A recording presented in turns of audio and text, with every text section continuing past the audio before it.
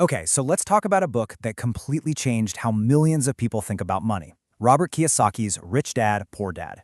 We're going to break down the core philosophy, the big ideas that made this book such a phenomenon. Let's dive right in.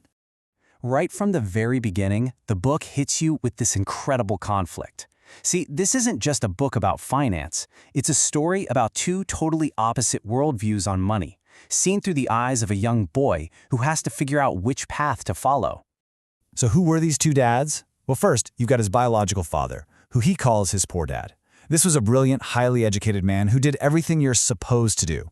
Then you had his best friend's father, his rich dad, a guy who dropped out of school in the 8th grade but went on to build a financial empire. And their advice? Man, it could not have been more different. Poor Dad's whole thing was security. Go to school, get a safe job, climb the ladder, play it safe. He believed their house was their biggest asset. Rich Dad, on the other hand, was all about freedom. He'd say, forget good grades, learn how money actually works. Don't find a job, create jobs. And that house, he saw it as a liability. These were two completely different playbooks for life. But if you boil it all down, this right here is the biggest difference.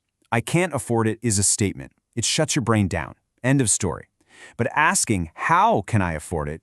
Well, that's a question. It forces your brain to wake up, to look for solutions, to get creative. That one little shift from a statement to a question is basically the engine of the whole rich dad mindset. All right, so let's get into the first and maybe the most important lesson from Rich Dad. This is the one that really flips the whole idea of having a job completely on its head. The idea here is actually pretty simple. Stop trading your time for money. That's what most people do. Instead, the goal is to build systems and buy things, assets, that make money for you, even when you're sleeping. And Rich Dad didn't just tell Kiyosaki this, he made him learn it the hard way. So check this out. When he was just 9 years old, Kiyosaki started working for Rich Dad for a measly 10 cents an hour. He got frustrated, felt like he was being used, and was ready to quit. And that's exactly what Rich Dad wanted. He then convinced the boys to work for free. Why? Because it forced them to stop thinking about a paycheck and start opening their eyes to opportunities that were right in front of them. And what did they see? They noticed the convenience store was just throwing away old comic books. So they grabbed these assets for free, set up a little library in an empty room, and started charging other kids 10 cents to come in and read them. They even hired an employee, Mike's sister, to run the place. They didn't just have a hobby. They had built a system, a real business. In the result, they were making about $9.50 a week in what we'd call passive income. Think about it. They weren't working in the business anymore. The business was now working for them. That was lesson number 1, learned in the real world. Okay, so creating a business is one thing, but Rich Dad's next lesson was just as crucial. It was about learning the language of money, and it really all boils down to understanding two very simple but very powerful words. So let me ask you a question that this book is famous for. Is your house an asset? I mean, most people, just like Poor Dad, would say of course it is. But Rich Dad had a much, much simpler way of looking at things. According to Rich Dad, the definition is dead simple. An asset is anything that puts money in your pocket. That's it. Think of things like a rental property that brings in cash every month, or stocks that pay you dividends, or a business that runs without you. And a liability, well, you guessed it, it's the exact opposite. It's anything that takes money out of your pocket. Things like your mortgage payment, your car loan, your credit card debts. So by that definition, the house you live in, with its mortgage and taxes and upkeep, it's not an asset. It's a liability, constantly taking money out of your pocket. And this leads to what is probably the single most important rule in the entire book.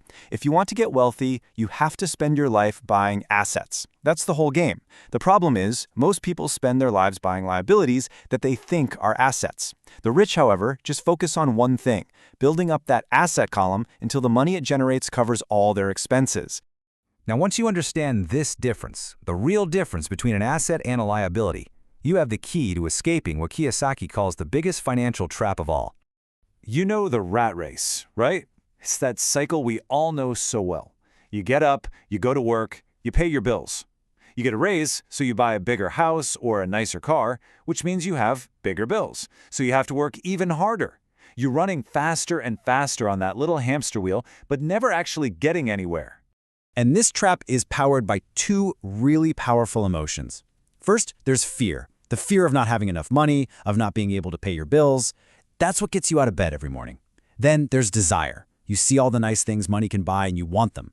And most people just let those two feelings run their lives. So what's the way out? The solution, Rich Dad says, is to mind your own business. Now, your business is not your job. That's your profession. Your real business is your asset column. The strategy is to keep your day job to pay the bills, but use every extra dollar to buy income-producing assets. That is how you break the cycle. When you really boil it all down, this whole book is about a choice. It's a choice between two completely different paths, two philosophies, and ultimately, two very different futures. Kiyosaki brings up this Robert Frost poem a lot, and it's a perfect metaphor. Poor Dad's path is the one that's well-traveled. It's safe. It's what everyone else does. Rich Dad's path, that's the road less traveled. It takes a different way of thinking, it requires financial education, and it means learning how to take calculated risks. And that's the fundamental choice it leaves you with. Are you going to work your whole life for financial security, which is always dependent on your job or your boss, or are you going to build for financial freedom, which only depends on the income that your asset column generates for you? Look, the power of this book isn't really about specific investment tips. It's about shifting your entire perspective on work and money. It makes you stop and ask yourself, which road am I on right now? And more importantly, as this final slide asks, which path will you choose to take from here?